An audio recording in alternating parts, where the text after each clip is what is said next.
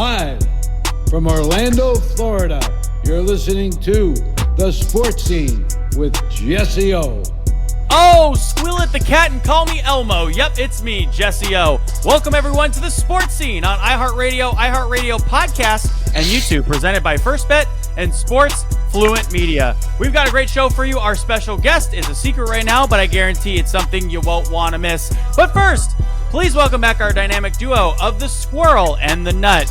And by that, you know I'm all talking about my color analyst, Mr. Alvin Delvey. And you know who else is here. The resident couch correspondent, Max Ronquillo, is back and ready to get after it yet again this week.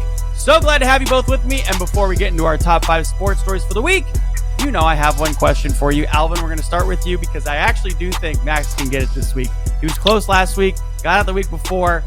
I think he can get this one this week. So, Alvin, the question is, who claimed he could, quote, drive away the devil with a fart? Josh Hart. Just because that's great. What got the Knicks their win. So let's go Josh Hart. Yeah, that is a great guess. Incorrect. Max, this is a famous reformer. Reformer? Yeah. So like a political activist? Is that what we're referring to? Yes. Dang, come on, baby, you know this. I was going to say Kyrie Irving, but... No, come on, man. Great guess. No, but I'll give you another guess. Yeah. No, that's not my guess.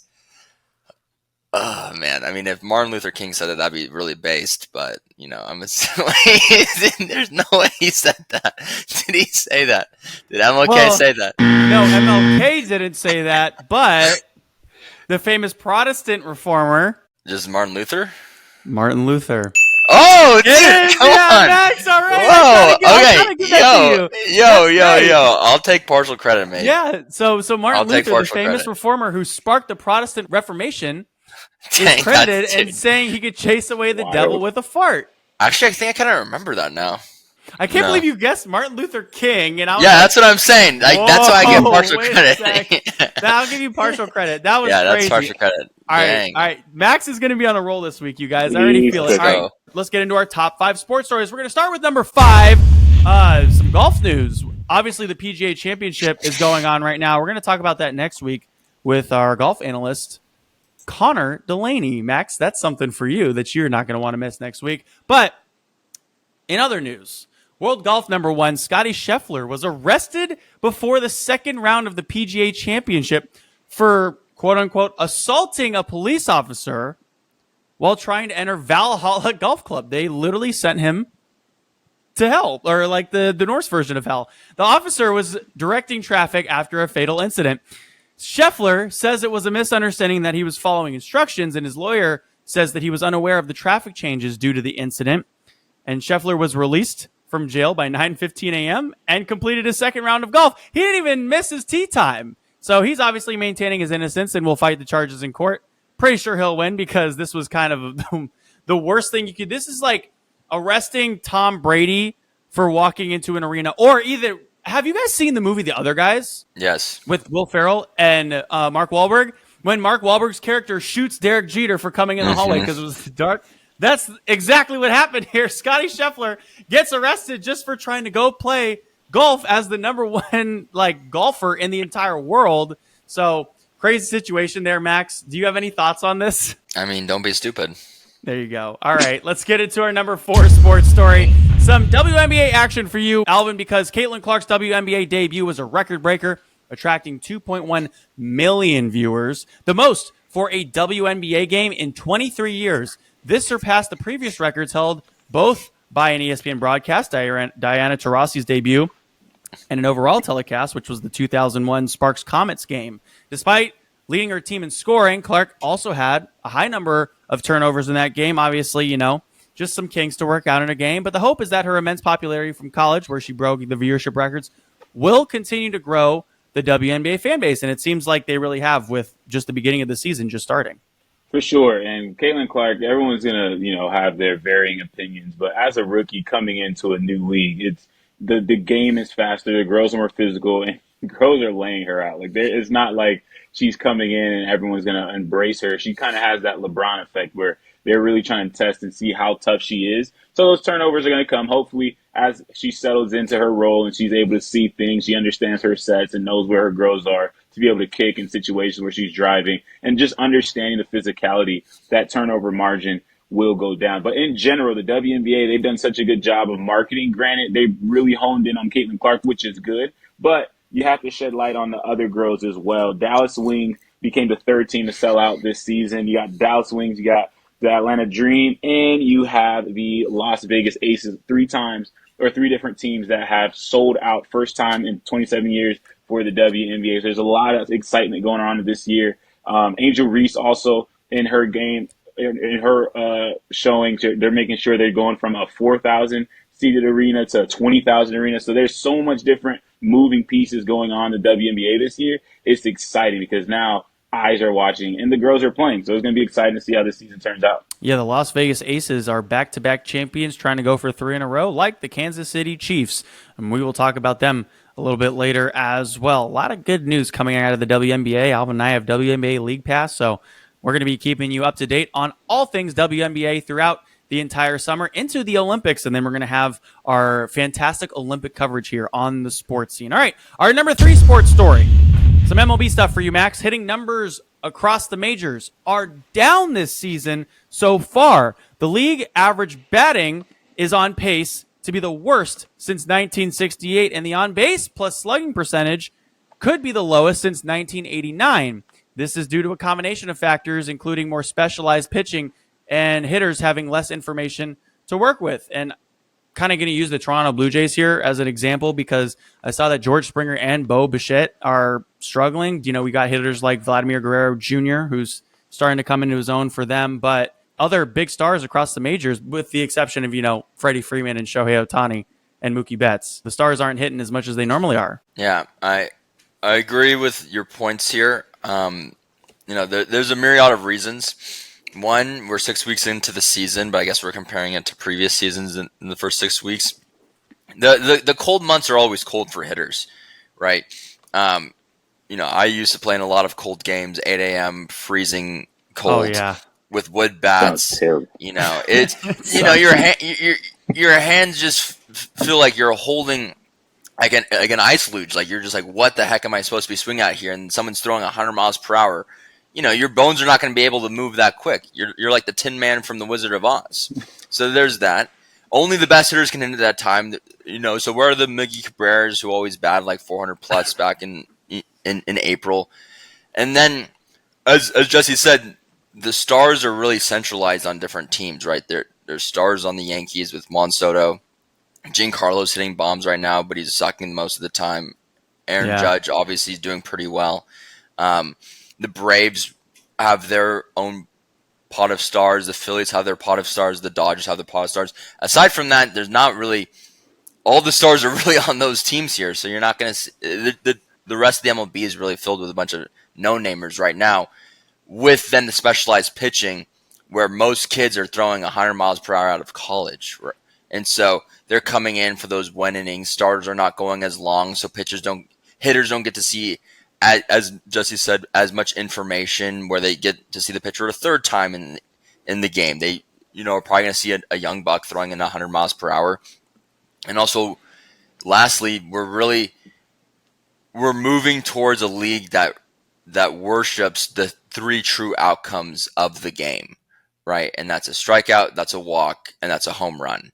And we see that when we have batters at the top of the lineup that are batting 200, maybe even less than 200, but they'll have like an OBP of like 380 or 400.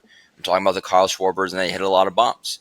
And so the game is like for baseball, it really didn't change for like almost maybe 100 years.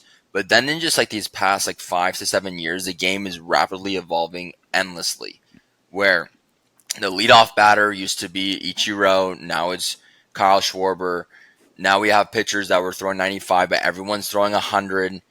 And, you know, we have offenses that are really just trying to get people on base rather than trying to get hits. And so, yeah, it's going to be down, but it's also cold. So, you know, I'm sure we'll have a great summer. And, you know, I'm sure we're going to see the best teams at the end of the year, as we typically do. For our number 2 sports story, Max, the NFL released its 2024 schedule with some interesting twists. Winners include social media teams who will get a lot more content coming out from this announcement. Cord cutters who have access to more streaming games, and some specific teams and their players, like Chicago Bears and their number 1 draft pick, Caleb Williams, are expected to be much improved, be featured on many of the broadcasts around the league. The Packers and the Eagles will get a break from the heat during training camp as their opening games are played in the South, and some Taylor Swift fans will get to see a lot of her and her boo as the Chiefs play on the most isolated game days this entire season. And they obviously took into account, the schedule of her Eras tour to make this schedule for the Chiefs, which is kind of absurd. What do you think? Get the Swifties mad at us.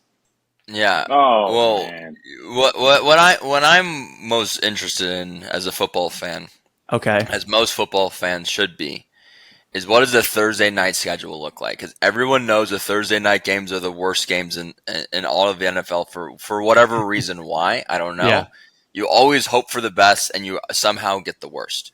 But you know that going in. And so we have some fun ones coming up. We have the Ravens-Chiefs, first one, so that's going to be a great game. So speaking of Swifties, we'll see you there. Bills at Dolphins, that's going to be a big game. Alvin, looking at you. They don't have Stephon Diggs, so we'll see what happens there. And then it really just falls off the table towards the end of the year. Like it gets bad. It gets bad. Like, I mean, there's Texans Jets. We know that's going to be a crapshoot. Texans probably should win. Probably not. It's Halloween. Jets are going to win that game on the 31st. It's just like you just scroll down the list and you're like, why?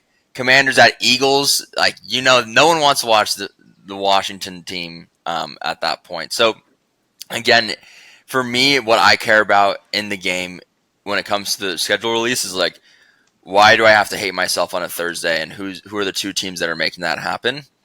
And yeah, for the first one, we're going to see Taylor Swift, and so we're starting off the season super hot that way. All right. Alvin, what do you think of the schedule release, Max? That was actually gold. That was fantastic. Yeah, exactly what I wanted to hear. That was pretty spot on. 10 out of 10, like no notes. the Christmas. I like Christmas, how that looks. You got Kansas City Chiefs, Steelers. You got the Ravens and the Texans playing. So I definitely think that's going to be good. And then to encapsulate what Max was saying, for the Dolphins, obviously, to finish out the year, we're going to be at Jets week 18. So playoff hopes down the drain because everyone's going to get injured. Achilles is going to be snapped. ACL is going to be snapped. It's not only going to be cold, but you're going to be on that turf that has notoriously ruined careers. So, yeah, I have to second that. The way that the Jets field has claimed bodies, not looking forward to week 18. Also, one of the losers of the NFL schedule coming out is the NBA because it is going to get overshadowed, I think, by the NFL on like the NBA biggest day, right? You usually get the finals rematch on Christmas Day. That's historically been reserved for the NBA, but I guess the NFL is king, Alvin? Well, I would say, so in general, yes. If you look at the grand scheme of things, just viewership, America's definitely tuned in to NFL. But with as much things that's changed, you got to remember there's no hip drop tackle. There's so many different things that we don't know how this game is going to look come September. You have no idea how offensive these games are going to look, and if that's going to be appalling to some viewers, especially the old heads who are diehard NFL fans. So I'm curious to see how that'll work out. And then the NBA, especially with Adam Silver, he's done a lot to make sure that he's just battling for the viewership, and not just with obviously NFL and other shows, but just the things that you can do in life if you have the money to get NBA.com to get all the other different things. You could be on a boat. You could be doing other things with your day. So he's done a good job. You see the in-season tournament. That was a success. You see the different things he's trying to do. So I'm excited to see what he's going to do to kind of checkmate what the NFL's done by just having a good catalog on Christmas Day. So I think it's going to be 2 juggernauts swinging, and the viewerships win. Or fans, really. We win. All right. Our number 1 sports story for you, Max. How do you make holy water? Oh, man. Got me on this. Yeah, I know. You poke holes in it. No. You boil the hell out of it. Huh? That was these. Right? I felt like you would maybe someone would like that. All right, well, we're not going to get into that more. Stay tuned. Our number 1 sports story is coming up when we return here on the Sports Scene.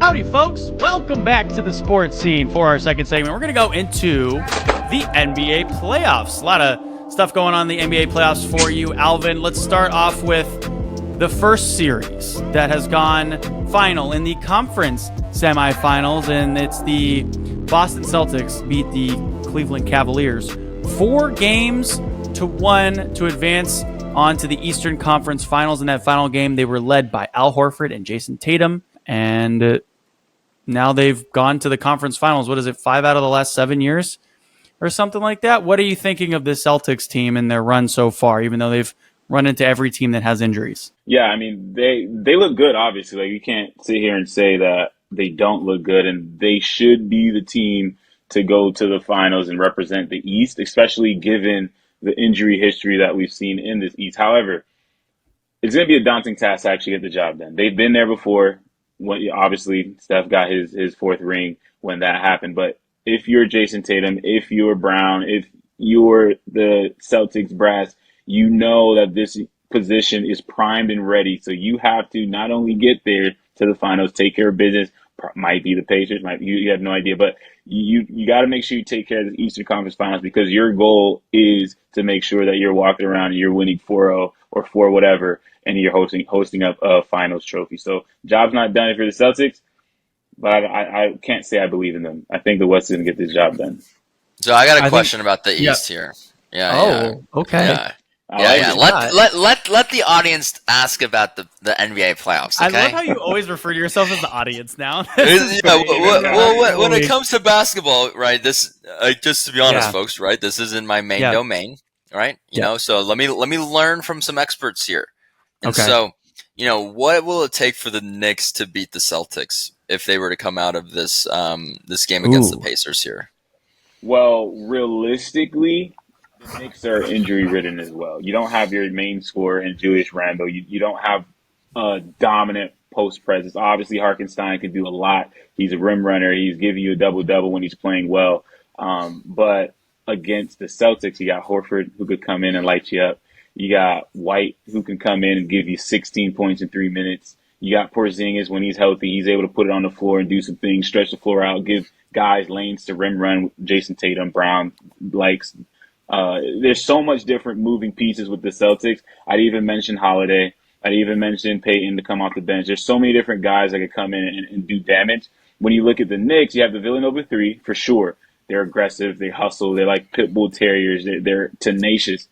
But that wears on you to a certain extent. They're playing a lot of minutes. That's Tom Thibodeau's style. He's going to let his guys, he's going to ride it, their dogs. He's going to make sure that they give everything they have and squeeze as much as they can out of that berry. Unfortunately, it's the race to 4 wins. So you can have Brunson give you 44 like he did, but then also with the length that the Celtics have on the defensive end, they can really force the Knicks to be in some pretty precarious situations. So it's difficult, I think, for the Knicks to be able to handle a Celtics team, especially how battered they are. And at this point, the battle of attrition is not in the Knicks' favor. Just the stars have played so much minutes, whereas the Celtics, Tatum can have a terrible game, and the others can step up and win that game for him. So then come game 4, come game 5, he's full tilt, ready to go, seeing the rim well. He's also 6'10", so he can see things a lot better. So it's just difficult in general because Celtics have so many different weapons. So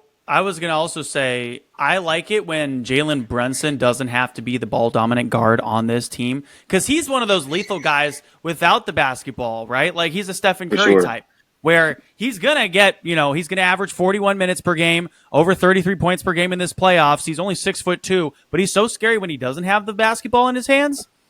And so I think if guys like Josh Hart, who's a great facilitator, his game is so fluid and so amazing. The one thing I wish he could do was just shoot threes. But if you can lean into guys like Hartenstein and Dante DiVincenzo gets going from 3, if you can make it a threes battle with the Boston Celtics now, assuming that they move on to the next round, if you can make it a threes battle with the Boston Celtics, sometimes the Celtics are cold from 3. And that's been their whole thing this entire season. It's like, okay, let's give it to one guy. Jason Tatum's got the ball. Okay, now we're going to live and die with you. It's like a lot of one-on-one matchups that this Boston Celtics like to run in their actions this year with Jason Tatum, Jaylen Brown, right? And, his left hand is still a little bit questionable as well. They like to run I'm just saying, that's a fellow Cal guy. Yeah. He went to the school Max and I went to. Mm-hmm. And so if you can make the Celtics live and die by the 3, if they're not hitting a game, well, then now the Knicks come in and they play great team basketball. Like Tom Thibodeau, he's going to play his starters, like you said, Alvin, over 40 minutes a game, and he's going to live and die with the Villanova 3 out there. Hartenstein, if he's hitting down low, I think their ball movement and the way they play together is unstoppable.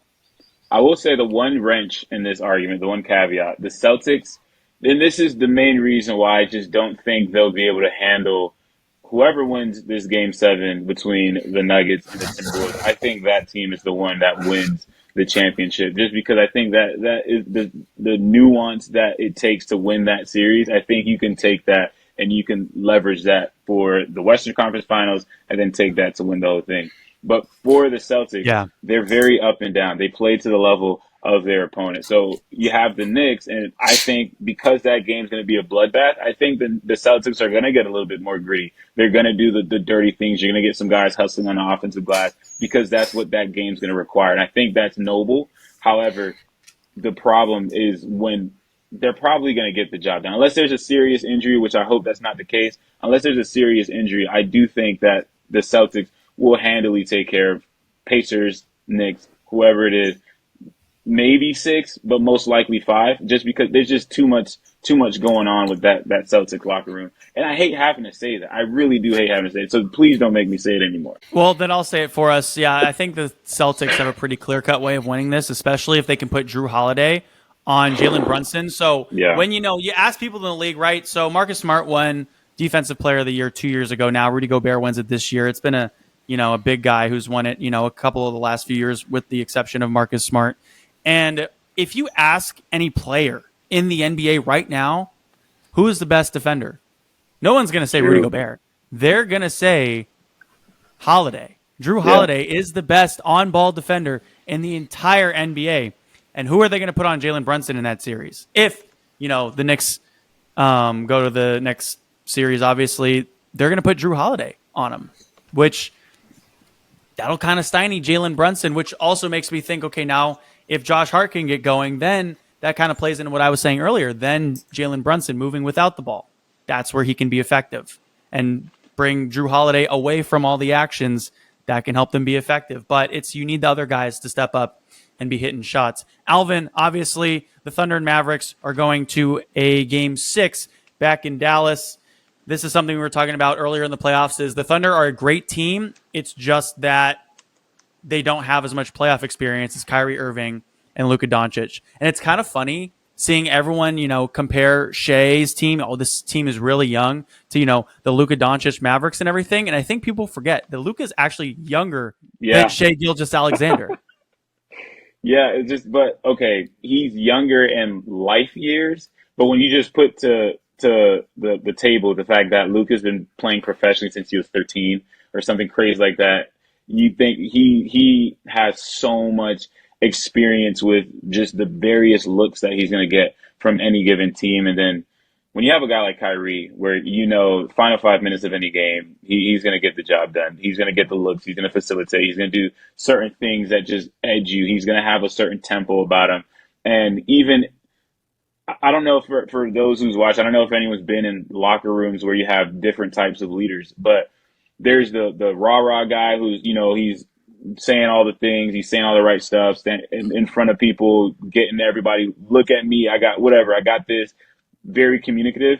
And then you also have those leaders that they're not really trying to say too much. They'll let the rah-rah guy take that stuff, but then you're looking at his body language because, there's a certain moment, you look in his eyes like he's ready to kill. There's red, there's nothing else that's phasing him. I think Kyrie falls into the latter where, yes, he's going to say the things that need to be said, but he's really going to go out there and dominate. You see that with Kawhi. You see that with a couple of those other guys that really get the job done when they need to get that job done. And I think the Mavericks just have that. I don't think OKC's, chopped liver, but at the same time, it's just a lot to deal with regardless, because when they get going, when Luka gets it going and he's turning it on and for the first 3 quarters, he's able to get to his spots and facilitate. And then you have Kyrie able to kind of just be a free rover on the offensive end. Whenever you need a bucket, you can get him a bucket. They can still run some of that drag stuff that will get him open looks, run some of those pin downs. But for the most part, they let Kyrie just do what Kyrie does, and that's get buckets at a high level.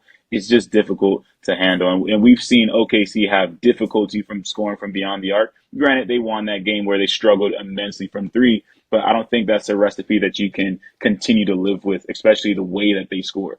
Tons of midi, tons of contested shots from that mid range. It's just difficult to get consistent offense when you're playing against guys that can get it seemingly at ease. No, stop. Okay. I'm speaking. This is Okay. this is my yeah. All right, I guess you're running this segment now. Let me run the segment. Jeez. Really? Jeez, Okay. let me run this segment. Asked. I was trying to, and you just kept on freaking yapping. Like, geez, Alvin's been fired. Yeah. Let him talk. Let him cook. Let me cook.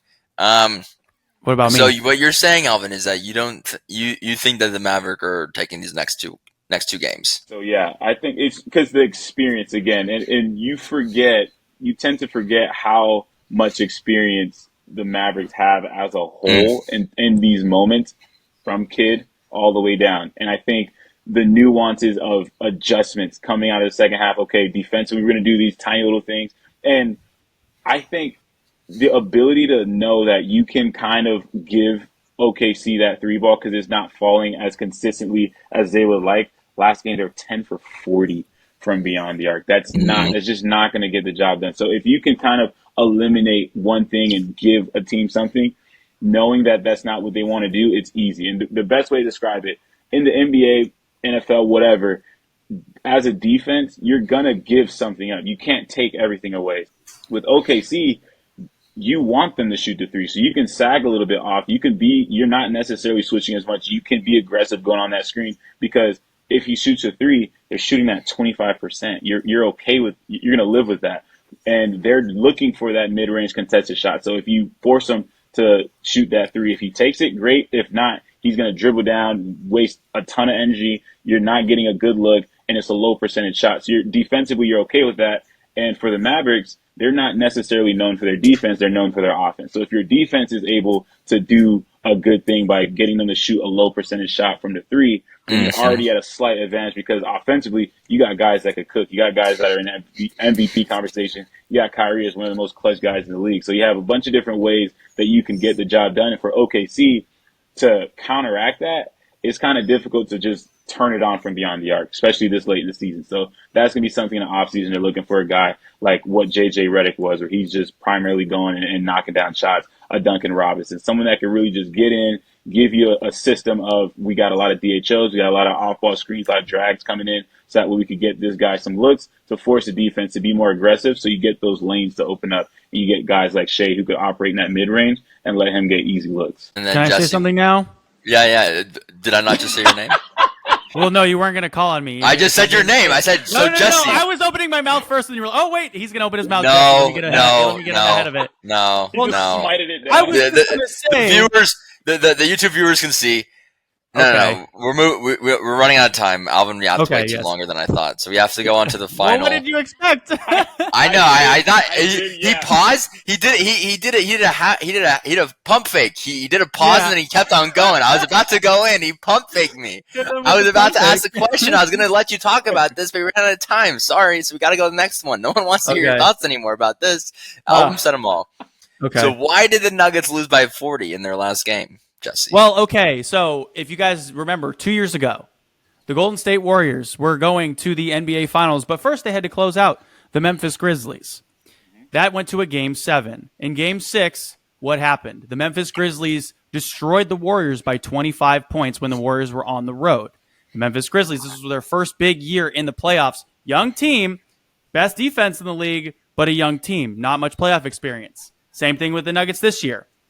In that final game of the series, they come back to Golden State back in 2022, and the Golden State Warriors win by 15. Now, Game 7s are all about experience, in my opinion. And I think going back to Denver, playing in the altitude again, Jamal Murray is going to have a better shooting night. I do think with Denver, it's a little more, they're going to go as far as Jamal Murray is going to take them, because Nikola Jokic is going to have a 50-plus point rebound and assist game. It doesn't really matter what happens when Jokic steps on the floor. He's just going to get his numbers, and he's going to do fantastically, but this team's going to go as far as Jamal Murray is going to take them. But Jamal Murray has a lot more experience in the playoffs than Anthony Edwards, obviously, and then also Rudy Gobert and Karl Anthony Towns. So I think, as history has shown it to repeat itself, with my experience watching the Golden State Warriors and seeing how we struggled against the Memphis Grizzlies all year, but then you go to a Game 7 at home, and it's just a different beast. And the guys who have been there before usually prove to be victorious. So I think that's what's going to happen with the Denver Nuggets. They're going to win this game by 10. Caveat. All right, final question. All right, fine. Caveat. We'll allow this. Just a quick. Yeah. Give it to us. No, I want to know. All right. Yeah, the suspense is killing me. I'll cook a little bit. All right. So basically, like what you said is perfect because Murray's going to have to cook for sure. But realistically, unfortunately, unfortunately, depending on how you view Cat, Karl Anthony Towns is going to win or lose this game for the Timberwolves on the defensive end. If he gets into foul trouble and he's not able to be the primary defender on Jokic and it's Rudy Gobert on Jokic, they're going to lose by 20. If he's able to be solid, attack that first dribble, and force Jokic to be a little bit uncomfortable and really force the Nuggets' hand to make sure they're doing everything through Jamal Murray rather than doing it through Jokic, they have a 50-50 chance of either losing by 10 or winning by 3. So I think if Cat could play good defense and stay out of foul trouble like Ant's been saying in these pressers, they have a really good chance of getting the job done. I don't think they have as much of a chance as you're making them out to have, but that's okay. Hey, special guest coming up next here on the Sports Scene.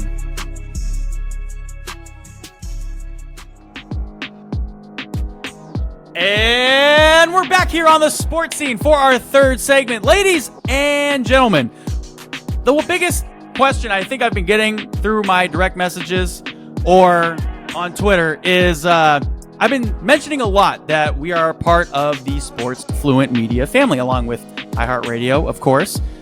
And the one question I've been getting is, what is Sports Fluent Media? Also, who is Sports Fluent? Well, do I have a treat for everyone? Answering all of our questions now, every question I have, and maybe every question out there that I've ever gotten from the show, is Mr. Sports Fluent himself, Tony K, joining the Sports Scene. Now, Tony, good to have you with me, brother. Thank you so much for coming on and making time out of your holiday weekend to come out here on the Sports Scene.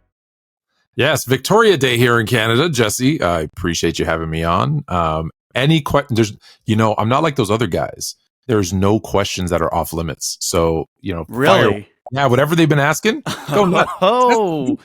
For those that don't know me, that's kind of why people love me or hate me. Yeah. I will tell you, I don't care. I'll tell you the answer as I see it anyways.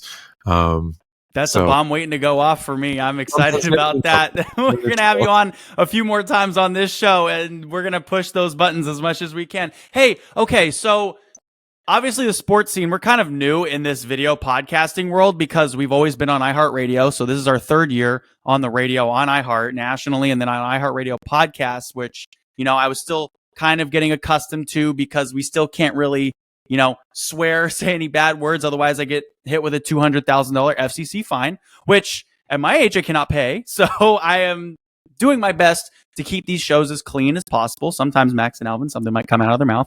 We have to edit it out.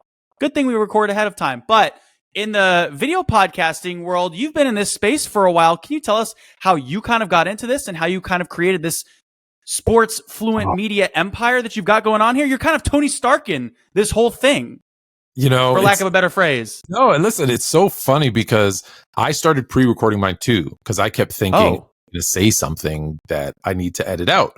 And then as I started doing, I was like, I just want to be, I like the rawness of sometimes people saying stuff that maybe they didn't mean.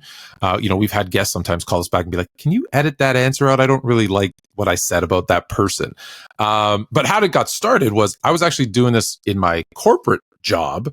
They said, hey, you've got a lot of experience in this area. Can you do like a podcast type of thing to teach them? Right, how to do what they're supposed to be doing. And one day I looked at Mrs. Fluent and I said, everyone just calls me Fluent, by the way. Tony K's. No, Tony K's fine. Sorry, my apologies. Call me Tony. No. Okay. So many people have said, call me Fluent now that I even call her Mrs. Fluent. My daughter's funny. My daughter is Little Miss Fluent and my son is Fluent Jr. Like that's all the names that have been flowing around. But funny. I said, I love doing what I'm doing. But I do this all day, every day. And I'm recording this, podcast for them to get more knowledge at night. And that's not my, what I'm passionate about. And she said, well, then why don't you just go do a sports podcast? Because we can't get you. Now, we're all huge sports fans, so it's great. Like her and I talk sports. She probably knows more than I do. She's actually the one that came up with the name Sports Fluent, so we'll give her credit. Really? Oh, yeah. The tagline now. Sports Fluent. Now you're more fluent is mine. Yeah. She started the whole ball roll. But she said, why don't you just go record, something about sports? I said, who's going to listen? And she goes, trust me, your takes are, one, very informative, very knowledgeable, but so out there sometimes they're going to love it.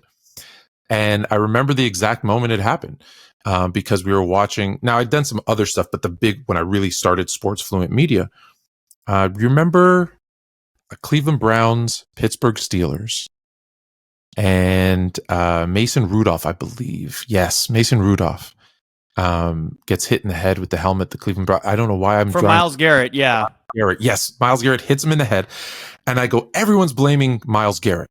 I go, I'm blaming Mason Rudolph, and she looked at me and said, "You're nuts. Go record that." So I said, "You know what's crazy is when that happened, I was on a show and I said, this is Mason Rudolph's fault." Yes, he shouldn't have been in there in the first place. They were scrumming down on the ground, and he kicked them into his groin. I won't. Yes, and I'm like, I probably would have swung a helmet at him too if someone kicked me there. And so I went and recorded. And people were like, "Yeah, exactly." And I had a bunch of people go, "Yeah, you're right," and a bunch of people saying I'm nuts. And that kind of led, one thing to another. So I started recording. I had on a guest one day, Hugh Jackson, and so I had him on as a guest. And we hit it off like just so well. We had such good chemistry. And I said, and I told you I'm crazy. So I just reached out to him and I said, "Hey, it was great recording that episode with you." He wasn't doing anything at that point. I said, "You want to do a podcast together?" And he said, "What would it be about?" And I said, "Me and you every week we'll talk football." I go, "What else are you passionate about?" He said, "Well, finance." He had partnered with a cryptocurrency company back then, and we were talking football, finance. And then obviously some things happened in the world, and we were like, hey, we should probably talk about social issues too. So we did this whole thing where it was like kind of 3 segments of football, finance, and social issues. And we did that for a year and just absolutely loved it.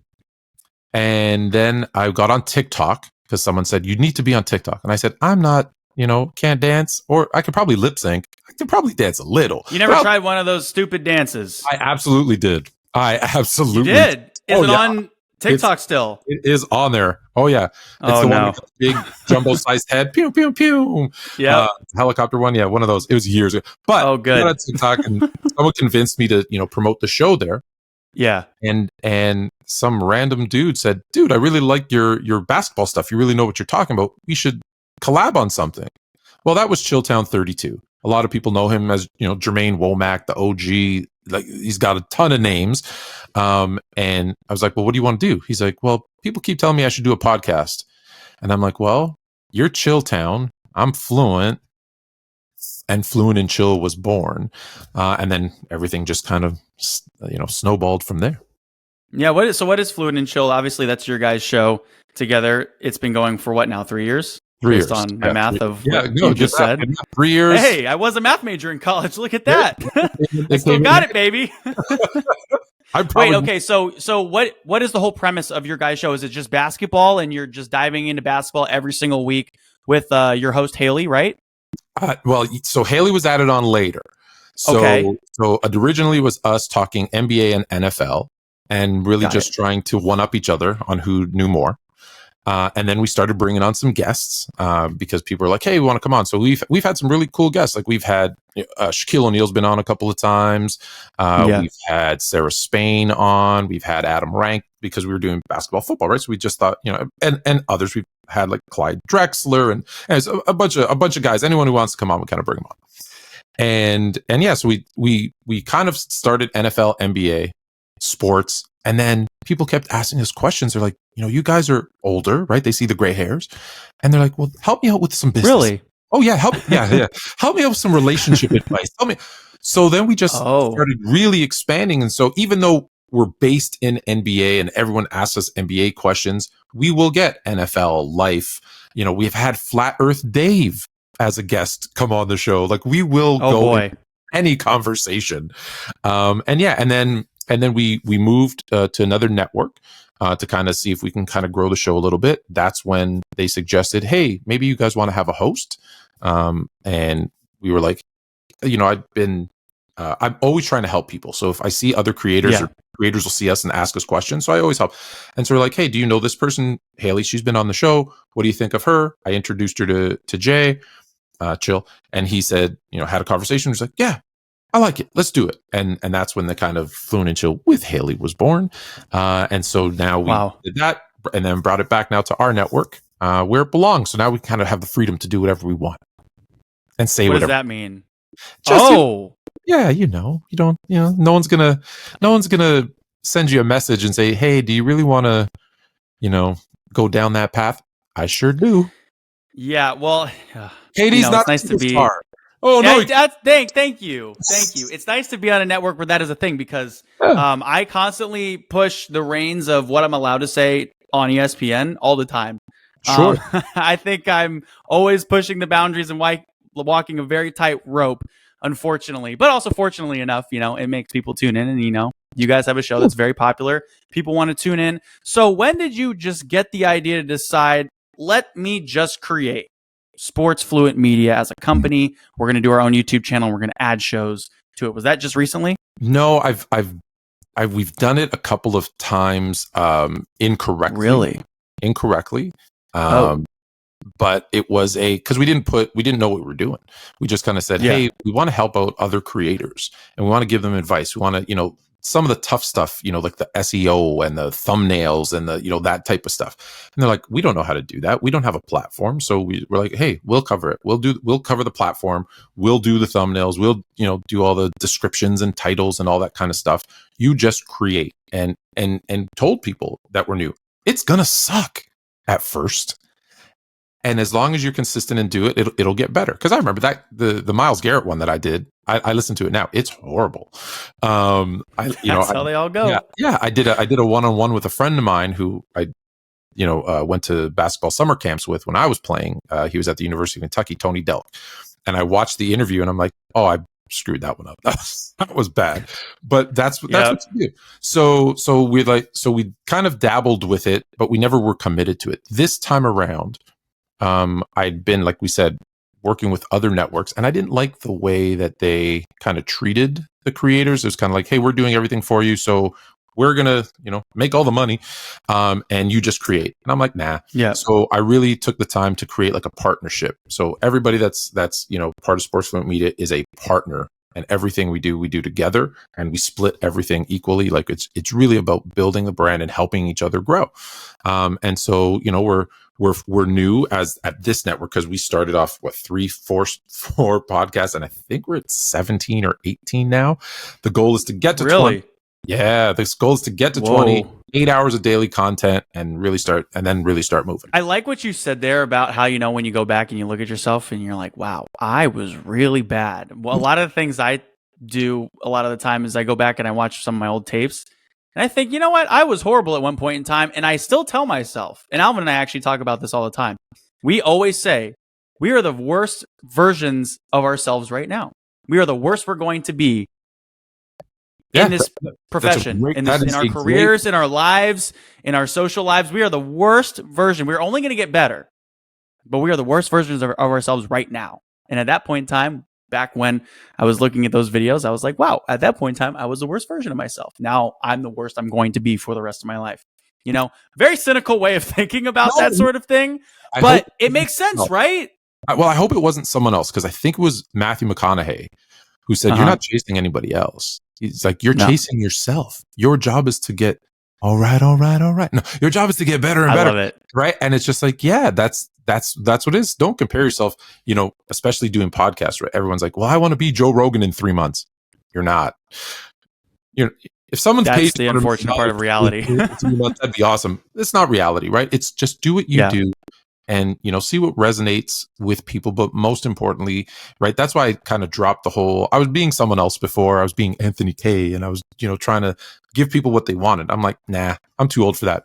I'm going to just do what I do. And if you like it, cool. If you don't, Hey, I love everything you're doing so far. So with this channel, obviously we have a mix of shows during the week. And then on the weekends, the sports scene with Jesse Ough. We love being on. Jesse Ough. Yeah, it's awesome. I'm super happy we are getting to create all these content videos and everything with you and your channel. And so let's just kind of give a rundown of everything that we got going on in a typical week on Sports Fluent Media, because there's a lot of really good shows on this channel. So one show I've seen you appear on, obviously, every single night, what is it, at 10 p.m. Eastern time, is the Hoopstorians, the untold history of hoops, right? You've been on that show a few times. They've had a few good guests on. I salute you. You gave me a shout out, our show a shout out on the Hoopstorians. I saw that one time, so I wanted to thank you for that as well. But they drop... their show is fantastic. They drop a lot of knowledge. Tony Styles and Unique. Tony has like an algorithm for everything. I mean, if you ever ask him to, anything, whether it's sports or life, he will tell you why, X people date Y people, and he will create a mathematical equation for you and tell you with, 93% certainty, this is why they do it. And he puts that into basketball, and he, if you see, have you ever seen, you've seen the movie 8 Mile, right? Yes. Okay. Eminem. Yes, Eminem. And when he opens up his lyric book, you see all those scribbles, and there's like notes and notes and notes. That's him for sports. So he's had Bob Pettit, Bobby Dandridge, Dick Motta. Like, he has had some of, Xavier McDaniel, just these crazy guests. And the one thing that they almost Dave Severns, who used to be an assistant with the LA Clippers, coach during Lob City, and so he's and hated that team, by the way. Everyone, well, you're a Bay Area guy. Of course, you're not gonna like. Hey, listen, I still call the Clippers the Buffalo Braves, so I hate. Oh, jeez. Great. Every single one of those guests, the one thing that they all say is, "How do you know that?" And it's because he goes deep and like this, like all this really, really deep dive research, and he's asking them these questions like, how did you even, right? And then just like, it's my favorite thing when they get that face, like, how did he even know that to ask me? So that's why I like going on that show, because I learn something every time I go there. So yeah, that show's fantastic. Yeah. They're so then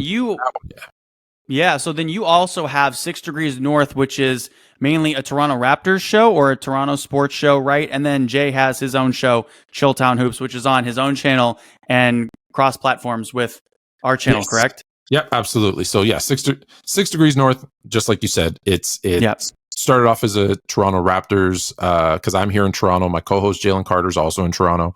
He's actually an up and coming R&B singer, so check out Jalen Carter Music. He promised me that he's going to let me on stage one day. That's going to be amazing. I would probably embarrass him or myself. Can't wait to be there for that. I cannot sing. I've told him I'll do like backup dancing or something. There you go. So it started off as that, but yeah, we still dive into Toronto stuff now that obviously the Raptors are obviously didn't make the playoffs. We're due NBA playoffs, what's coming up in the draft, etc. And then Chilltown Hoops. I feel like everyone knows Chilltown Hoops. And the best way I can tell you, I'm in the office one day, and I'm fortunate enough I get to work remote from home, but occasionally I'll go into the office in my corporate world, and someone was playing a video, and I heard the voice, and I said, that voice sounds really familiar. What are you watching? And they said, oh, it's this guy. He did this thing and it's blowing up. I said, what is he? I'm not asking for a week, a month. I'm not asking for a month. I'm not asking for a week. I'm just asking for one more day. And I'm like, that's my co-host. They're like, your co-host of what? That's so funny. And I said, that's chill. And he's like, and they're like, no way. This guy's like, millions of people are reposting this, motivational thing. I'm like, no, that's Jay. So I feel like every time I talk about him, everybody already knows who he is anyways, but so he does Chilltown Hoops. So we have a lot of basketball content, right? So obviously 6 Degrees North, the Hoopstorians, Chilltown Hoops, our show, All-American Hoops, All-American Hoop Social. Hoop Social is a little bit different though. So Hoop Social is really good because that's a brand on to itself, mostly written blog posts. If you go to their website, Hoop Social, but he brings on basketball creators and just really interviews them, more of a kind of casual talking about how they create content, why they fell in love with basketball. And they will obviously get into what's going on in basketball today, but that one's kind of a little different spin on it because he's just dealing with creators, which I thought was, when he pitched the idea to me, I'm like, oh, I love it. That's fantastic. So that's why it's Hoop Social, the creator hour, which obviously makes a lot of sense. Yep. That's so cool. And then so you have a couple of different videos and creators that are from, one of the biggest sports states in the entire United States, in Texas. And so you have Texas Rangers and the Boys with two wrestlers, and Know It All's podcast with some Dallas Cowboys guys. Dallas Cowboys, and there's a Pittsburgh Steeler guy in there just to throw a lot of monkey wrench at you. Monkey in the wrench, yep. Those guys are awesome, and they really get into it because they're very, talk about opinionated fanatics. The know-it-alls, absolutely. The Texas Rangers one, let me start with that one because it's our only baseball show, and we want more baseball. But these one, have you listened to the sports scene? Of course. We do talk baseball. You guys do baseball. Specifically just baseball. Well, but I get what you're saying. Go ahead, please continue. Especially now, because, the boys of summer. I'll shout out my son who just started playing single A. His first year baseball, he's playing single A. So we're trying to become a little baseball family. But Texas Rangers is a former pro wrestler and he's actually a current pro wrestler. No way. Really? Yeah, he still wrestles. He still does shows how do you find these people? They found me. It was fantastic. And they're like, we're two wrestlers. I'm like, oh, you want to do a wrestling show? Cool. And they're like, no, we want to talk Texas Rangers baseball. Let's do it. Yeah. So they're very beautiful. So imagine two pro wrestlers talking baseball. You're right. You think you and I have energy? Yeah, those two guys will come at you. They would probably blow us both out of the water. Okay. So then moving on here, I really, really like Jasmine Pollock's First Impression Sports Podcast. She is unbelievable. Not only is she talking about everything that people want to hear in the entire sports world, but she's doing it by herself. And for those people out there that don't know, hosting a show, let alone a podcast with no commercials, because I've hosted shows by myself, but obviously, you have commercial breaks to bail you out. Hosting a podcast by yourself has got to be one of the hardest things in the world to do, and she does it flawlessly and gives incredible insight on everything she's talking about. I attempted to do it was just a top 10 show. It was fluent top 10s, and I would just run down the list of whatever the topic was, the top 10s, and give my opinion on each one of them. And it lasted about 3 months. I'm like, this is really hard because I'm by myself, no commercial breaks. It's just me just talking. So yeah, I give her a ton of credit because one, she absolutely knows her stuff, and two, she's able to do it on her own, which is amazing. And I think I know why you like her though, because she's in Tampa. And I feel like Florida people kind of stick together. So actually, Jay's also in Florida. He's really? He's a South Florida though. South Florida. Interesting. So then, obviously, back to the basketball topic. You have Simple Minds, which is on our network, but they talk kind of everything as well, mainly basketball again. But they've gone into the Kansas City Chiefs dynasty and also the Boston dynasty and everything. They are very much New England dudes. They're very much a bunch of dudes from Boston, New England area. So everything they talk about will have that spin. If they talk about the Chiefs, it'll be that they suck and they're no Patriots, right? That is true. I was trying to walk them through some technical stuff the other day, and one of the hosts raised this is why they call us Simple Minds. You gotta express that. But the show is it's very raw. They're edgy. If you see the guests that they bring on, ESPN probably wouldn't. You talk about not being able to say certain things. They probably couldn't get away with it anywhere else. But yeah, Simple Minds is, and I've known those guys actually for a number of years. I was a guest on their show about 2 years ago. And so when I was starting the network, they were one of the first people that I called up and I said, hey, I'm putting this network together. Your show is just a perfect, just different than what everybody else is doing. You gotta come do it. And they're like, yeah, 100%. So yeah, Simple Minds is one of my guilty pleasures. Cause they push the envelope, absolutely in what they're talking about. I like shows that push the envelope, including, you've got everything on this channel. You got Esports Meta, so we have our own esports show. And then you even have a Spanish show on the network, Palco 503, which honestly helps me with my Spanish, so I watch it a lot, but also he's got a lot of fantastic things to say about every sport, mainly the big international ones, soccer, basketball, and tennis. Palco 503, if I could read faster, it might, because I know zero Spanish. It might be it might be my favorite show. So I'm reading the closed captions, right? I'm just like, the translator, and I'm like, where do you get all these guests? Because every day he's got someone from like Paramount Sports, ESPN Deportes, like it's just like Univision and all these other ones. Yeah, and it's so funny because in the comments, people will reach out to me and say, this is the only show that talks, Championship League soccer, F1, but it's in Spanish. I'm like, I don't know what he's like. I go, you got the subtitles on? He goes, yeah, but they kind of talk fast. I'm like, I don't know, slow it down. I don't know what to tell you. But yeah, they're on 5 days a week.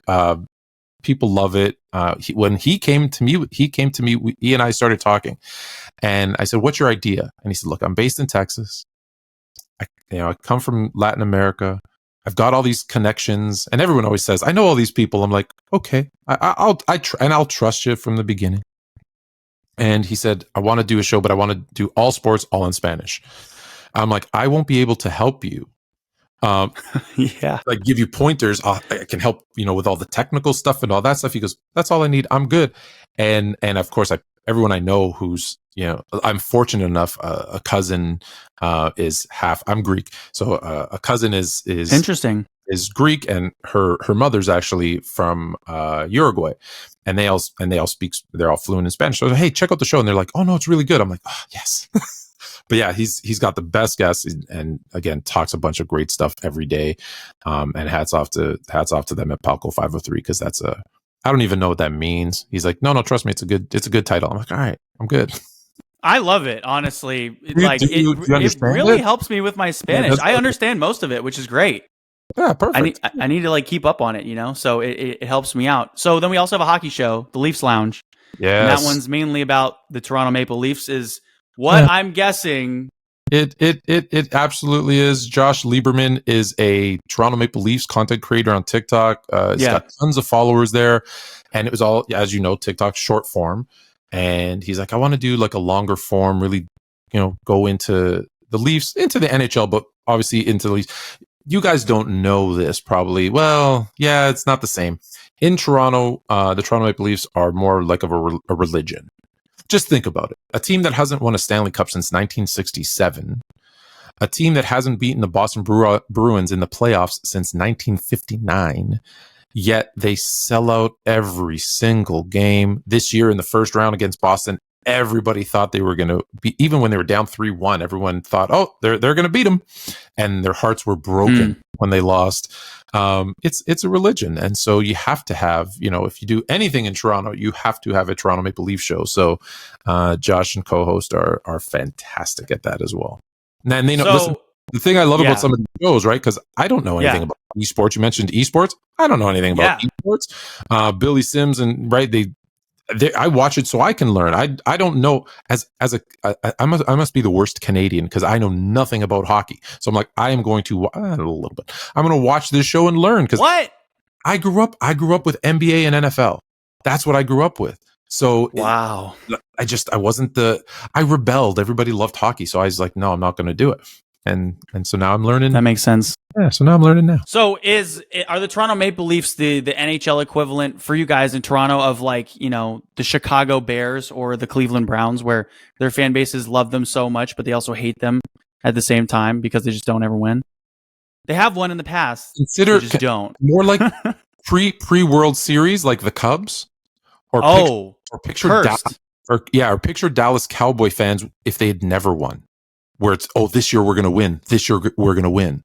Right? Like they'll start delusional. Yeah, delusional is the best way to say it. Imagine going on a 5-game win. Like Knicks fans, New York Knicks fans. Maybe New York Knicks. They're delusional. But even the Knicks won in the 70s. Like this has been, the Leafs haven't won since the 60s. But it's very much, they win 5 games, they start planning the parade route. They're ready to go. Yeah. Wow. They're diehards. I think we've covered pretty much every show on Sports Fluent Media except now we got next, which is actually we just signed 2 more, but yes, let's do we got Are you next. serious? Okay. We got next with Coach Paul McKeskey and Ricky Hampton, obviously. You know Coach him. Mo. Kind of. We do something every now and then together. Yeah. We like to hang out. It's so cool. Me and him text pretty much every day during the NBA playoffs and during March Madness. It's a lot of fun getting to hear his insights on everything. But I'm so glad he's now got his own show on your network as well. I gotta text him more. Actually, I gotta bring him on my show. But yeah, no, I watch him and Ricky. I watch him and Ricky. They always laugh because when I comment, they would know it's me, right? Because it says sports. I'm like, what? I gotta ask. Like, why are you asking us questions? Like, just text us. I'm like, no, I'm watching your show. You brought up a good point or a bad point. Yeah. So him and Ricky do a great job. And it's so good to hear it, right? Because Ricky, obviously, as you know, sports writer. Paul obviously coached and played. So when he's, saying something and he's comparing it to, because we always compare to, the way they used to play the game. Well, here's a guy who was there. So it's tough to argue when he says, no, trust me, when I was playing, this is what happened. You're like, no, that's not. Yes, it is. I'm like, okay, yeah, it is. Yeah, you're right. So yeah, so it's definitely good informative shows for sure. I would say be wary because if you get Jay and Coach Mo in a room figuratively together to record a show, you might not get a word in for 35 minutes. I might take that day off. I might just there you go. Just let Haley go back and forth between them. Hey, Tony, final question for you. Where are we going with all this? We got 2 more shows signed. Hopefully you like the sports scene as well. I didn't talk about the sports scene, but I hope you like it. You don't even have to say anything about it. Come on. I just hope you like it. No, I love that show. I love that. Listen, I try to watch every single show, of course, on the network all the time. That's fair. There's a couple of shows that I don't miss. I don't miss the sports scene. I don't miss Fluent and Chill because I got to talk on it. Yeah, well, obviously. But yeah, no, I definitely love your show. So we also have a new show coming out next week called Source is Chillin'. So Source, of course, is your... Imagine Jay or Coach Mo, their basketball knowledge. Source, of course, has that hip hop knowledge. So he is gonna give us the history of hip hop and music and compare it to today's music and mix it in with some sports too. He's a huge, I'm not gonna hold this against him, but he's a huge Eagles fan, loves the NBA. Yeah, I know, right? No accounting for taste. But he's going to bring you everything you need to know about hip hop and kind of mix it in with sports. Because don't forget, every athlete wants to be a rapper, and every rapper wants to be an athlete. So it actually is a really good blend. And then we have a Andre King, who's out of New Jersey, has Sand City Sports. So he's bringing his already existing show, which has a ton of viewership. And he's going to bring that to the network as well too. So we're going to get a little more fluent on the New Jersey sports scene. That's so cool. Wow. Tony, thank you so much for your time. It's so fun getting to create content with you and all these guys. And we really appreciate you having, us on the network. I appreciate you coming on our show. I'm hoping we can do a home and home now. I'll come on Fluent and Chill whenever you want. And we actually got to get you back on this show in a couple of weeks because I know from what I see on social media that you probably truly believe that Michael Jordan is the best player of all time. Is that correct? Let me just clarify this too. Because people always think... You're not okay. We're going to go a completely different way. No, I'm going to give you just a sample. We'll get into it in a couple of weeks. Okay. Yes. Everyone thinks because... I do have Michael Jordan as the greatest of all time. And everyone thinks because I'm a huge fan of his. Yeah. And the funny thing is I hate Michael Jordan. I grew up hating Michael Jordan because I grew up in the 80s being a Laker fan. My favorite player of all time is Magic. Second is Kobe. Third is James Worthy. All time. They're like my top 5 is pretty much 4 Lakers and Allen Iverson. That's and fair. There's a long story there's a long story that goes with Allen Iverson that I'll share with you next time. But so it's just Lakers. So I was a Laker fan. So even when he came out, I'm like, he's good. He's amazing to watch. He's in Chicago. We're never going to have to deal with them. They can't get out of the first round. Then obviously 91, I'll make all the excuses. Worthy was hurting, although he played a ton. Byron Scott, missed the finals. That's it. And then obviously we got stolen of 3 prime years of Magic. Like he should have been the greatest of all time if we didn't get stolen those years. And so But what I do is I rarely put any active players in my all-time list because they're active. But at the end, when he retired, and I kind of looked at everything, I'm like, it's right? Jordan. From a strictly basketball perspective, it's Jordan, and no one has been able to pass him yet. Okay, well, Alvin would like to give you his best shot because Alvin loves LeBron James with all of his heart. So we're going to have to get you on with Alvin. All right.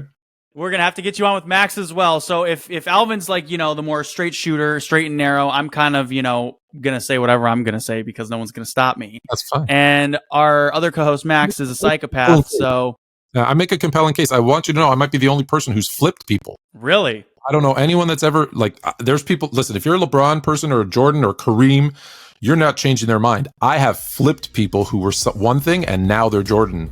So I'll give myself a nice little pat on the back for that one. So I don't know anybody else who's been able to do that.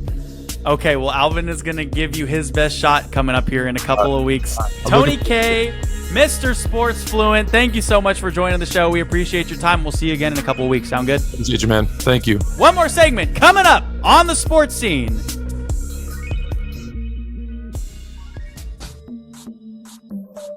Yeah, we're back here on the sports scene for our final segment. We are going into, a modified version of a game we have played so far in this season 3 of the sports scene. Max, we've been up to this for 3 years, guys. Yeah. This is our 3rd year of the sports scene. Kind of cool. Anyways, we're going to play 18-0 or die, 116-0 or die, or 82-0 or die. So essentially, I'm going to give Max, Alvin, a bunch of different NBA teams, a bunch of different NFL teams, a bunch of different baseball teams, MLB teams, and Max and Alvin are going to have to choose. Max of the baseball teams is going to have to choose a starting 9. Alvin is going to have to choose a starting 5 for basketball teams, and then they're going to go against each other, picking some NFL teams. So, Max, we're going to start with you in this one. I'm going to give you a bunch of teams in order. I'm not going to tell you the team after the one I currently say, and you are going to have to pick a starting 9 that you think can go 162-0 in an entire baseball season, which is kind of funny. All right, you ready? Yes. All right, here we go. So your first team, the San Francisco Giants. The Giants. Asshole. Yeah, I'm gonna go. Let's see, who do I want to go with from them? I'll go Matt Chapman. I'll take their third baseman. You'll take the third baseman, Matt Chapman? Yeah. For some reason, the San Francisco Giants just love getting defense these... has been terrible this year. Yeah, He's been terrible. It's been horrible. But the Giants have somehow gotten every single older, expiring third baseman. Remember when we got Evan Longoria from the Rays? He was good on the Rays, then he comes with the Giants and he starts sucking. Doesn't Matt Chapman lead the MLB in errors? He might have the most errors. Yeah, he leads the MLB in errors this year. Of course. The thing is that isn't your center fielder that guy from South Korea? Isn't he injured? Jung Hoon Lee or whatever. I mean, come on. Jung Hoo Lee. Yeah. Hey! I wasn't. Hey, I got it right. I'll take it. That wasn't racist. I got it right. Well, yeah, it wasn't. No, you said it correctly. Dude, I said it correctly, dude. Viewers thought I got it wrong. Yep, you got it. All right, cool. So you have a third baseman now from the San Francisco Giants. Okay, your second team is the New York Yankees. Yankees. Let's see. Who should I take here? I mean, I guess I'm just gonna have to go with Aaron Judge. I mean, he's the best. Just take the best player sometimes. So what? Center field, right field? Yeah, I'll take him for outfield. Okay, you get 3 outfielders. Fine. Yeah. Aaron Judge. Okay, your next team is the Milwaukee Brewers. Then I'm just gonna take who's that? Is Brandon Woodruff? Is he still on the Brewers? Yeah, I'll take him. He's a good pitcher. So he's your starting pitcher. Yep, I'll take him. Okay, that's interesting. I was thinking about taking Willy Adames as my shortstop. Yeah. What's the guy that looks like Pete Davidson? Yeah, Christian Yelich. He's still on the team. Yeah, he's still on the team. You weren't. He was good. He was good last year. I don't know how he is this year, but he was actually pretty decent last year. Yeah. Okay, cool. So Brandon Woodruff. So you have a starting pitcher, an outfielder, and a third baseman. Your next team is the Tampa Bay Rays. For the Rays, I'm just gonna have to take Randy Rosanna or whatever his name is. Yeah, but he's fire. He's good. Okay. Another outfielder. Okay. Your next team, the Atlanta Braves. For the Braves, come on. I mean, yeah. It's just, do I want another outfielder? Do I want a first baseman? You want the best player in the league. Yeah, but I think Matt Olson has the most home runs, or close to it. I guess that's fair. Yeah, but yeah, why would you take Acuna? Because maybe you're going to give me someone better. Fine. I'm going to give you someone better than Ronald Acuna. I'll take Ronald Acuna. Yeah, okay. That's fine. There's your outfit. There's your final outfielder. Okay, your next team, the Los Angeles Dodgers. Okay, see, that's what I thought you were going to do. Freddie Freeman. That's why I didn't take Matt Olson, because I'm like, you're probably going to give me the Dodgers at some point, so let me just take Freddie. All right. So that's 1, 2, 3, 4, 5, 6. You got 3 more positions open. The Minnesota catcher, Twins. second, shortstop. Yep. Twins? Yeah. Twins. Dang, I should have taken Buxton here. See, that's why I didn't want to take this guy. Acuna. All right, well, I'll just do Carlos Correa. He might be injured, but he's still their shortstop, so I'll take still him. Technically their shortstop. Okay. Yeah. All right. That's tough. It would be great if we did this way back in time and you could have just taken Joe Mauer as the catcher and then you just probably never lose with this team. Yeah. Yeah. So I have catcher and second base. Yep. Catcher and second base left. Here we go. You got the Houston Astros. I'm just going to have to take Jose Altuve. So Yeah. That's not bad. Yep. Okay. And you are left with a catcher. And that is the Oakland Athletics catcher. Yeah, who is that bum? It is Shane Battier. Langoliers. Yeah, right? exactly. Yeah, see ya. Yeah. Yeah. We'll take him. Came over from the Atlanta Braves. Okay, so you're starting 9, Max, and you don't get a DH, obviously. Yeah.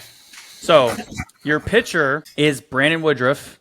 Your catcher is Shea Langoliers. First base is Freddie Freeman. Second base, Jose Altuve. Shortstop, Carlos Correa. Third base, Matt Chapman. So the left side of your infield is extremely suspect, I would say. This would have been ultimate 3 years ago.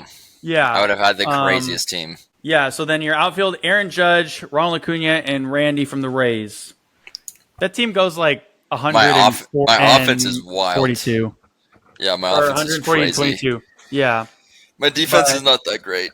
No, the left side of your infield is not fantastic. Yeah, okay. unfortunately. So unfortunately, they don't go 162 and 0. Nice try though. agree. It's just because of the left side of the infield. Okay, Alvin, basketball one for you. All right. Your first team. So you get a point guard, shooting guard, small forward, power forward, and a center. Your first one is the Boston Celtics. Celtics. All right, because at some point you're gonna give me the Nuggets, and I want Yoke. So. Well, it's only 5 teams that I'm giving you. Oh, that's terrible. 5 out of the 30 teams in the NBA. Let's go Derek White, because I can move him a few different positions. But no, you have to choose his position right now. That's the point. Oh, all right. Okay, never mind. I'm going to go Jason Tatum. Let's go. I'll have Tatum at the 2. Okay. Tatum is your shooting guard. All right. The next one, Chicago Bulls. Let's go. Oh, I don't like this at all. Let's do. I got this thing. Bro, even your silence yaps, bro. This thing's gonna get smoked, bro. Okay, so I'm going right now, or can I do their peak? If they the player this year. This year. This year. This year.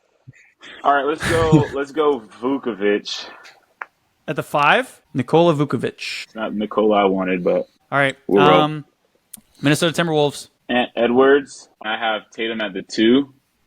Yeah. Let's move. Let's flop that. And at the 2, Tatum at the 3. You can't do that. You can't go back and say, "Oh, I want to redo something." Okay, Anthony Edwards at the 3 then, but Anthony Edwards at the 3. This team is getting smoked, bro. Okay. Now you have the point guard and the 4.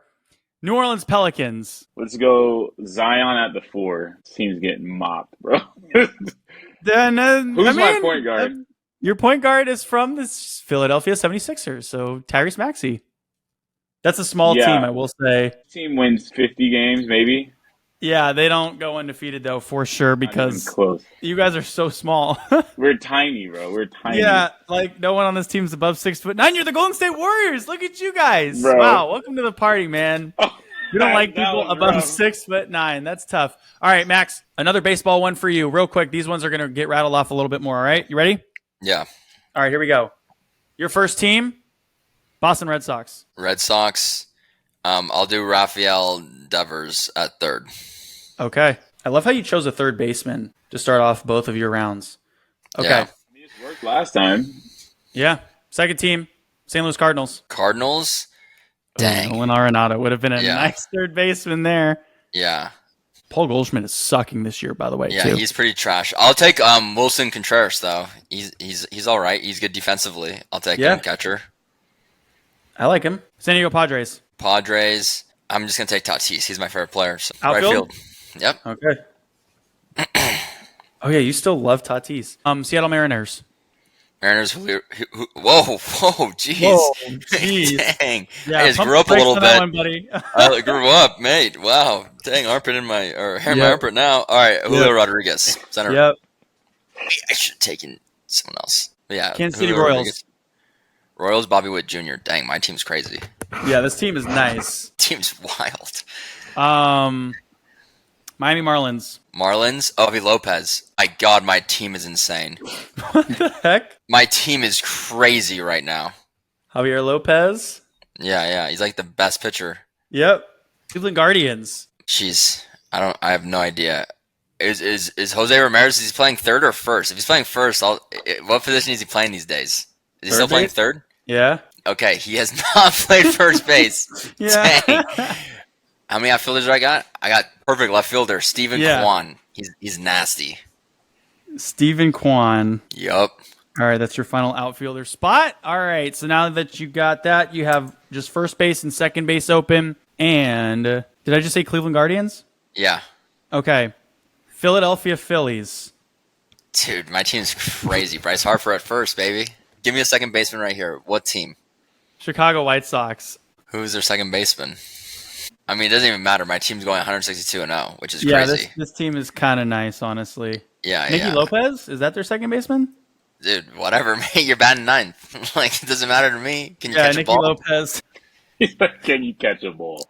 Yeah, you can catch a ball. It doesn't matter. I have literally the best team that's ever been formed. Yeah, that's kind of true. So your starting pitcher is Javier Lopez. Your catcher is Wilson Contreras. This team's very good defensively, unlike your first team. Your first baseman's Bryce Harper. Second base is Nicky Lopez. Shortstop's Bobby Witt Jr. Your third baseman's Rafael Devers. And your three outfielders are Fernando Tatis, Julio Rodriguez, and Stephen Kwan. Yeah, my team is wet. I'm happy for you, Max. All right, Alvin, your next chance to go 82-0 in the National Basketball Association. We are going to start off with the Golden State Warriors. Chef at the 1. No, I'm at the 2. I'm curious to see. I'll get out the 1. There's no true one that I'll take over him. Yeah, I'll get out the 1. Yeah. I'm like, dude, what? Yeah. There's no way. Okay. The Los Angeles Lakers. Braun. Give me Braun at the 3. Okay. I thought you were going to try to wiggle LeBron into the 2, and I was like, there's just no way, because see, realistically, if I would have known what Braun would put Braun at the 1, Steph at 2, but whatever. Okay. So Steph at Miami 1, Heat. Braun at 3. Heat, let's go. Man, I need some This is defense. the team you know the best. I know, because I want to put Jimbo at the 2, but I also want to put Bam at the 4. Let's go Jimmy at the 2. Okay. Jimmy Butler. This team's looking nice already. Okay. Yeah, low key, and I just need OKC Thunder. OKC, let's go. Oh, if you give me one, whatever. Let's do Chet. This team is nice. Okay, now you've got a 4 left, and it's the Utah Jazz. Laurie. Is he a 4? He's a 4. He plays 3-4. He'll play 5 if he needs to. Bro, All right. that team goes 82-0. Okay, so let's see. So you got Steph Curry at the 1, Jimmy Butler at the 2, LeBron James at the 3, Laurie Markkinen at the 4, Chet Holmgren at the 5. That team probably goes 82-0 and then 16-0 in the playoffs. All right, Alvin, Max, it's time for you guys to go against each other. We're back in the football world, baby. Here we go. So you each get a chance to pick a quarterback, a running back, a wide receiver, a tight end, and a defense. Yep, that this is did for last all time? the marbles. First team, we'll let Alvin go first. For all the marbles, Alvin, QB. your first team is the Cleveland Browns. Oh, you're giving us the team to pick from. Okay. Yeah, same thing, dummy. Yeah. I don't know You why. big dummy. You're big, dumb. You're big, He's like, QB right. Patrick Mahomes, wide receiver Jamar Chase, 18-0. Like, dude, come on, he's giving you the freaking teams. All right, give me a team. Give me a team. Yeah, the Browns, bro. The Browns. The Browns. Give me their defense. The Browns defense. Okay. The Denver Broncos. That's not. And this what I is just a wanted to hear, randomized buddy. order. It's you just plug in, randomize the order of these names. I didn't want that one. I'm trying to see what they're. You can take Bo Nix, their quarterback. No, bro. He's not. You guys need to play. I'll take Philip Dorsett, Miami guy. Why not? Receiver. Okay, that's Brandon Johnson. Whatever. Yeah. Sorry, Chad Johnson. I'm sorry. Philip Dorsett. Okay. Green Bay Packers. Green Bay initially I just want to go Love. Let me just think this through. We got Josh. Yeah, let me get Josh Jacobs. Let me get their running back. Dallas Cowboys. I wish I could have had the defense. Cowboys, let's go. I need a receiver, a tight end. You get a tight end or a quarterback. I guess I'm going Jake Ferguson. Size. Let me get Jake, big boy. Who's my quarterback? Dang, that would have been nice if I had CD. Your quarterback is the quarterback of the Detroit Lions, who just got an extension, Jared Goff. I got Goff. All right. That team is pretty good, except the wide receiver is not good. So yeah, it's all right, Max, it is your turn. You ready for this? Mm-hmm. All right, here we go. The New York Jets. Jets, I'm going Breece Hall. Breece Hall, running back. He's gonna be Pittsburgh nasty this year. Steelers. He is. Steelers. I mean, they're all hot garbage. So I'm just gonna go with their defense. There's one right answer here. Okay. Wow, great. I probably would have taken the tight end if anything, Pat Freiermuth, but that's just me. Yeah, he is the Philadelphia Eagles. Eagles, AJ Brown. Off the board.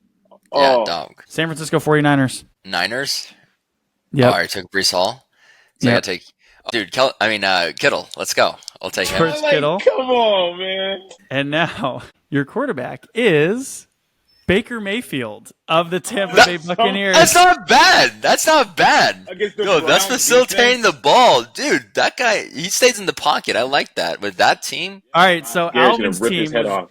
Jared Goff at quarterback, Josh Jacobs at running back, Philip Dorsett at wide receiver, Jake Ferguson at tight end, and his defense was the Browns, who had the number one defense last year. We're a running team. Max's team, quarterback is Baker Mayfield. The running back is Breece Hall. His wide receiver is A.J. Brown. His tight end is George Kittle, and his defense is the Steelers. So I think, Max... I mean, it's going to be an offensive blowout.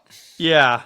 On both sides. But his might be a little bit better on defense. I think it happens in the third quarter. We pick off Baker Mayfield, trying to force it to A.J. Brown, and then that's what gets it done. Oh, no, I think my running back is insane. He's going to be Breece Hall if he didn't play for the Jets, where his tendencies are a liability every time they're home, I think he goes crazy. Well, one day they'll figure it out. And hey, one day we'll all figure it out. Hey, thank you, Max. Thank you, Alvin. And thank you all for tuning into the show on iHeartRadio, iHeartRadio Podcast, and YouTube. You want a little more sports madness in your life? Well, tune back in on Saturday mornings at 10 a.m. Eastern Time on Saturdays. You can also find us on Sundays on YouTube at 10 a.m. Eastern Time, Saturdays, iHeartRadio. Or subscribe to us at Sports Fluent Media on YouTube. And please rate, comment, and download the show everywhere else. And next week, we'll be back with a lot more sports talk. So stay tuned. Until then, stay happy, stay healthy, and we'll see you right back here on the sports scene with Jesse Ough, presented by First Bet and Sports Fluent Media.